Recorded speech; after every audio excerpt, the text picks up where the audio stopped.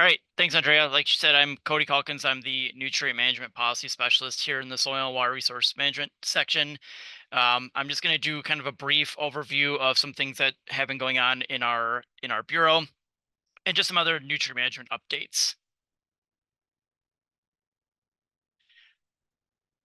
So every year I send out a survey and kind of an assistant calculator to all of the land and water conservation departments asking for numbers on nutrient management plans throughout the state. So every year we send out this report. It's live on our website. If you would like to take a look at that, the link is available in the presentation. Otherwise, if you just go and search for Wisconsin Nutrient Management, it's usually one of the first things that pops up, and it's the top link on that page usually.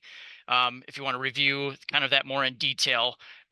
We did go through a lot of these numbers at some of our previous partner meetings this year. So this is just kind of like a brief overview of where we're at again. So just a good reminder too, that this is work that you all are working on. These are numbers that represent the work that you're putting time into with the producers that you're working with and things like that. So it's really important that we're actually capturing these numbers accurately and representing them accurately. So again, just kind of some numbers. I won't go into too many of the statistics. We have around 7,500, 7,600 plans reported typically on an annual basis, covering around 3.5 to 3.6 million acres of cropland.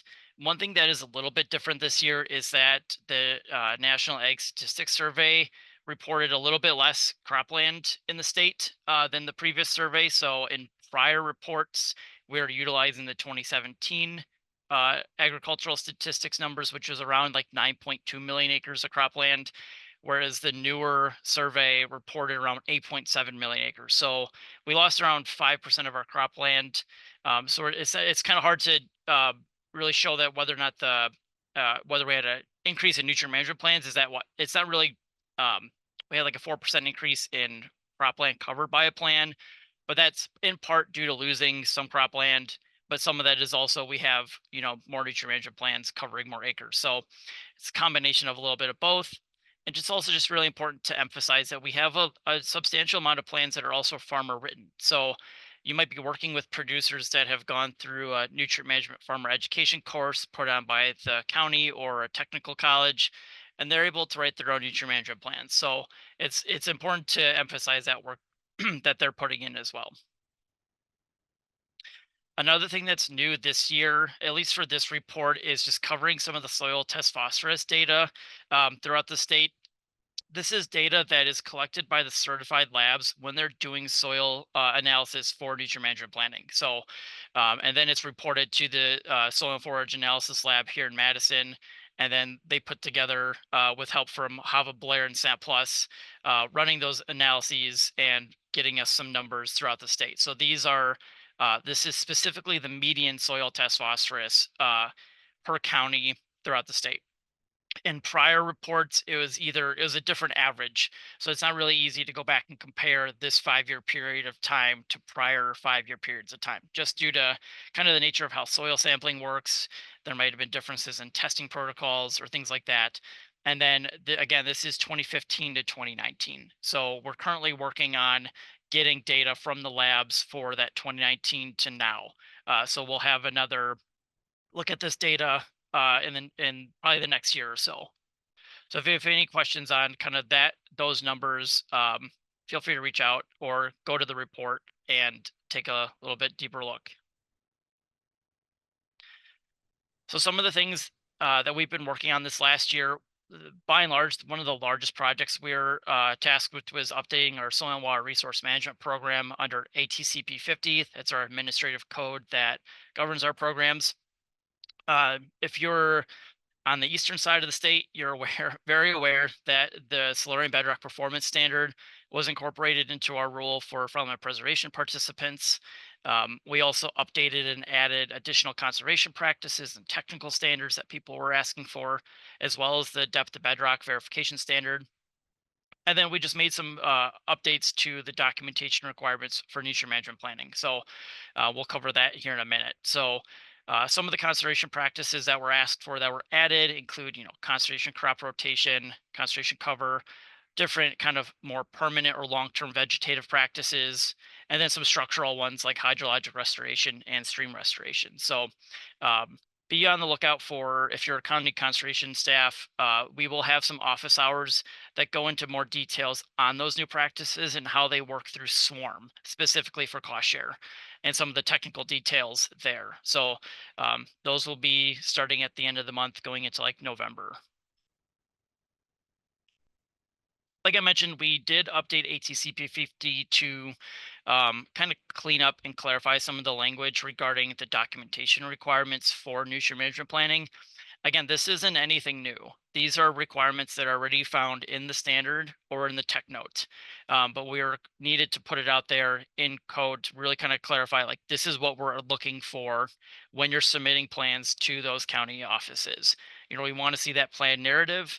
We want to see those maps, the spreading restrictions for prohibitions, and we want all that crop and field information.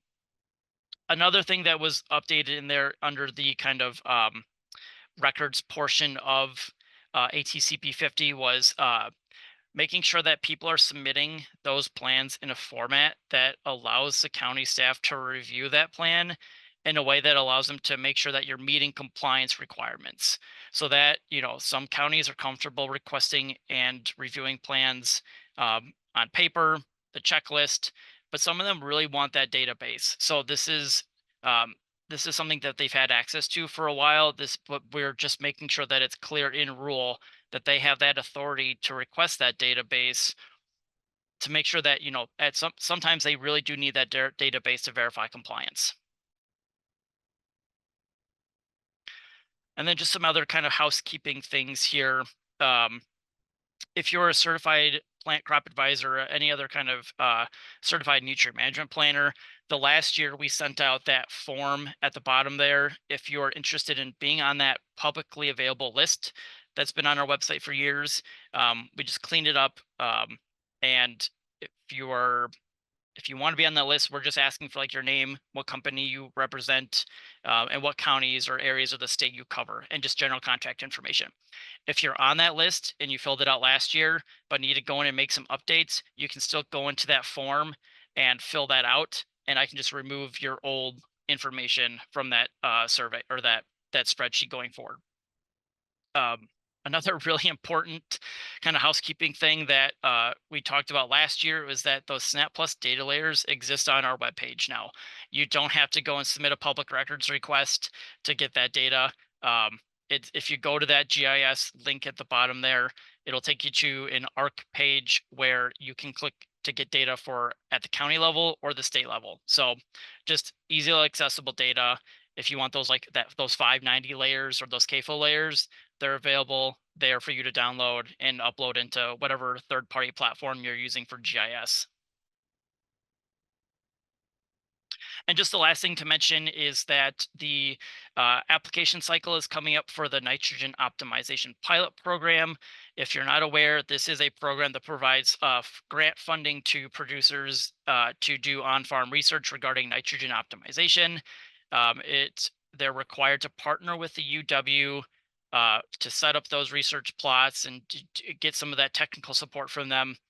And then it also requires that they have a couple different nitrogen rates, including a zero plot, zero nitrogen rate, multiple replications.